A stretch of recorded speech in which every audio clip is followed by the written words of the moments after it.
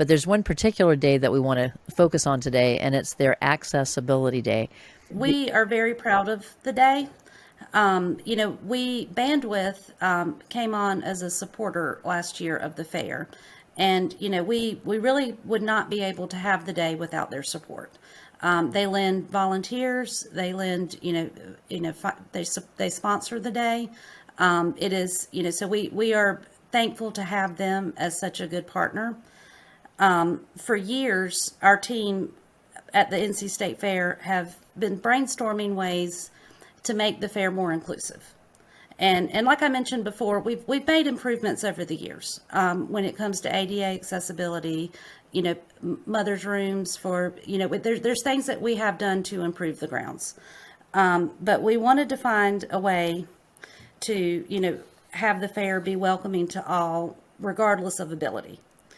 One of the things that we like to say is that, the fair can't be everything to everyone, but it can be, something for everyone.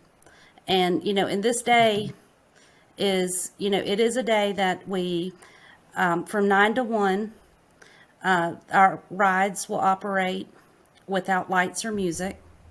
We will only use our PA announcement for lost children. Any musical sets that are played on the grounds will be acoustic with very light amplification.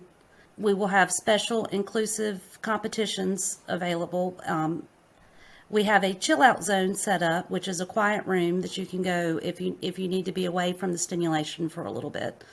So it's a day designed to keep the fair less of the sensory explosion that it can be. We recognize that some people gain energy from that, coming to the fair, seeing the lights, being around the people, hearing the noise. That's like part of their fair experience, and that's what they gain sort of energy from.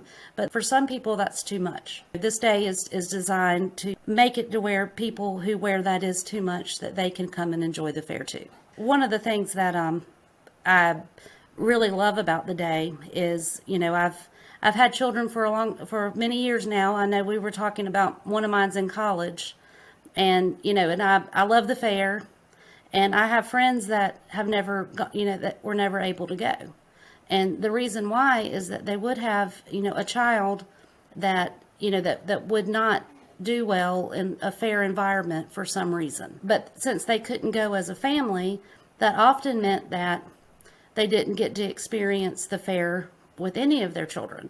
Like if their children went, they might have went with another child. So to me, one of the great things about this day is it gives families a chance that everyone can go to the fair together. And that to me is it's a very good thing that, that we can have an event, we can offer a fair experience that's accessible for the whole family.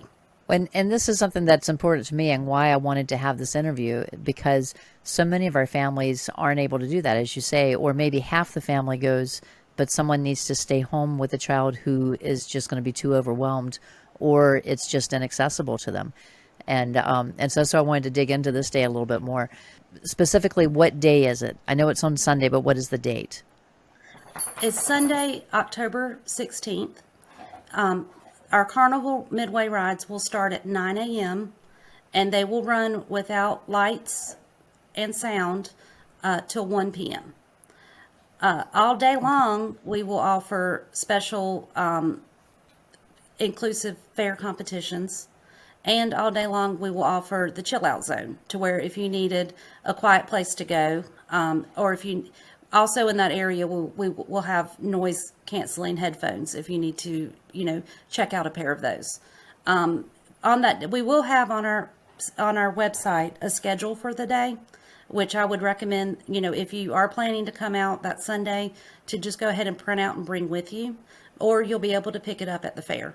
But it might give you a good way to plan your day. You mentioned the inclusive and adaptive competitions. Can you give us an idea of what type of activities those are going to be? Well, I know that on the north patio of Dorton Arena, we're going to have sensory bottle making and pumpkin decorating, like the like I think it's the mini pumpkins that you can decorate, so you don't have to haul around a big pumpkin all day. But I know that we will have those two activities.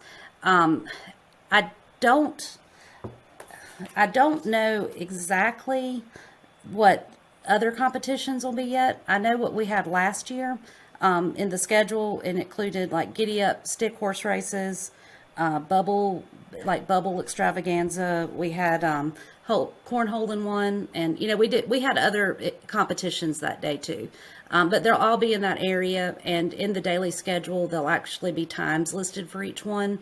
So if you're interested, you can Okay. go and find them, and find them and make sure that you're there at the right time.